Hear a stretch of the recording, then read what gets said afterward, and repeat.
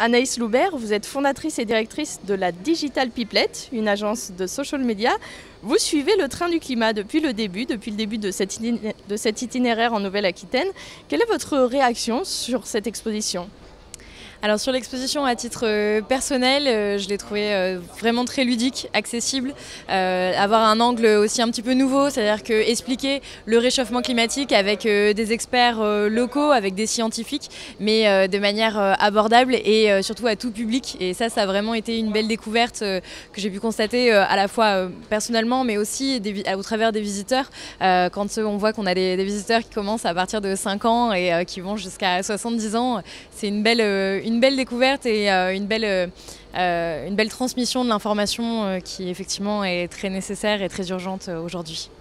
On est aujourd'hui à Biarritz, c'est donc la 5e étape du train du climat dans la région. Qu'est-ce que vous retenez des différentes escales du train du climat en Nouvelle-Aquitaine ?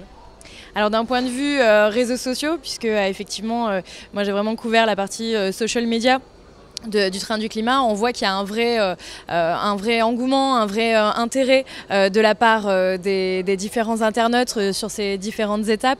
On voit effectivement que les gens se questionnent beaucoup, qui ont beaucoup besoin de séparer un petit peu le vrai du faux, c'est-à-dire qu'aujourd'hui sur les réseaux sociaux, surtout sur le sujet du réchauffement climatique, on a quand même une grande quantité d'informations, on fait face à beaucoup de fake news, face à beaucoup de climato-sceptiques qui remettent en question certaines informations, et forcément qui dit fake news dit info spectaculaire, ce qui donne beaucoup la parole à ces comptes-là sur les réseaux sociaux. Et aujourd'hui on voit effectivement que les gens qui viennent, les gens qui interagissent sur les réseaux sociaux, eh bien, essaient de se dépatouiller de ces informations-là et qui veulent vraiment avoir des informations concrètes, des informations chiffrées, et c'est ce qu'on a au travers de cette exposition du train du climat et au travers des conférences.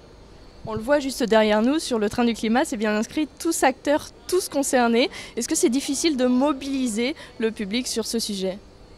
Alors, c'est pas difficile de se faire entendre parce que effectivement, aujourd'hui, le réchauffement climatique sur les réseaux sociaux, c'est quelque chose qu'on voit au quotidien et on voit beaucoup de choses. Après, comme je vous disais, voilà, il y a cette question un peu d'infobésité, un peu de fake news. La difficulté, c'est effectivement de rendre ce sujet accessible. On parle de réchauffement climatique, on parle de faits scientifiques, et aujourd'hui, les réseaux sociaux sont quand même très grand public et on a besoin de les accessibiliser. Donc c'est vraiment sur cette dimension-là où effectivement il y a un vrai enjeu. Il y a un vrai enjeu à pouvoir rendre l'information accessible, facile et du coup interagir avec les gens. Mais par contre, il y a un vrai intérêt, c'est certain.